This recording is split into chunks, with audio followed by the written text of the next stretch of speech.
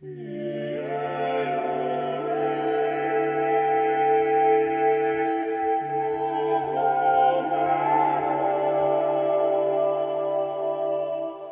is the 400th anniversary of the authorised version of the Bible, often known as the King James Bible.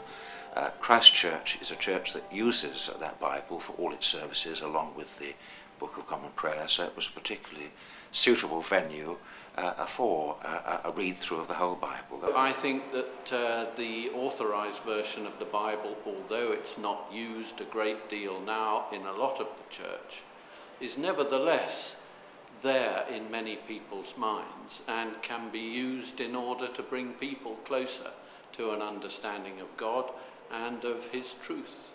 And thou shalt smite the rock, and there shall come water out of it, that the people may drink.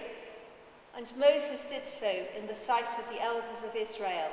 I've been coming into Christ Church for a few years because they use the Book of Common Prayer and the King James Bible, which means a lot to me. It's my old familiar stamping ground. What it gives is a sense of the continuity. When you listen in church, it's only sort of snippets, and just when it gets interesting, somebody stops. Now, this was half an hour of the full extent of Moses trying to get out from Pharaoh, and the sheer obstinacy is absolutely fascinating.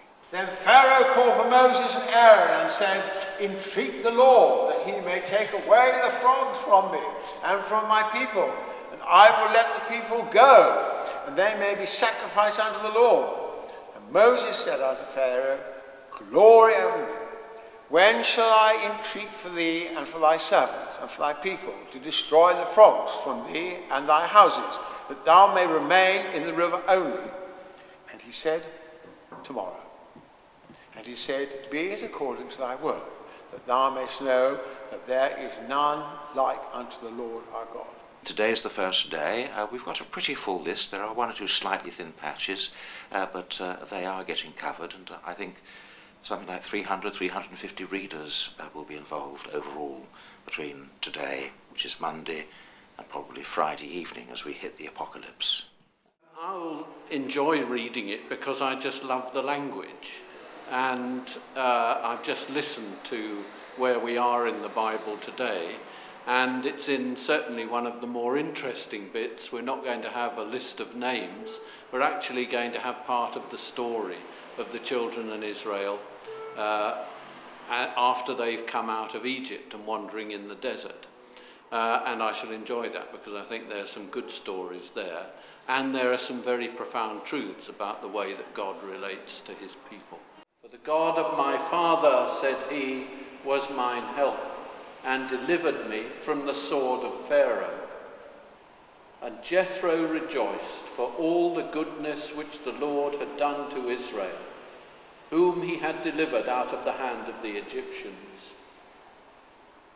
And Jethro said, "Blessed be the Lord, who hath delivered you out of the hand of the Egyptians, and out of the hand of Pharaoh, who hath delivered the people from under the hand of the Egyptians.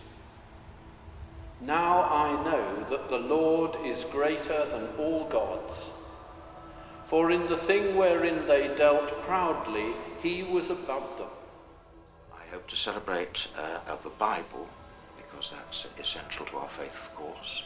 I hope to celebrate the wonderful authorised version, the King James Bible, that for 400 years has been such a powerful influence upon the formation of our language, our culture, and not just in the United Kingdom, but throughout the English-speaking world.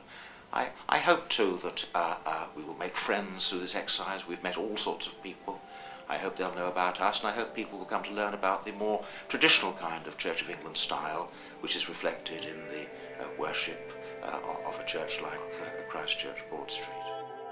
So Joshua did as Moses had said to him, and fought with Amalek. And Moses, Aaron, and Hur went up to the top of the hill.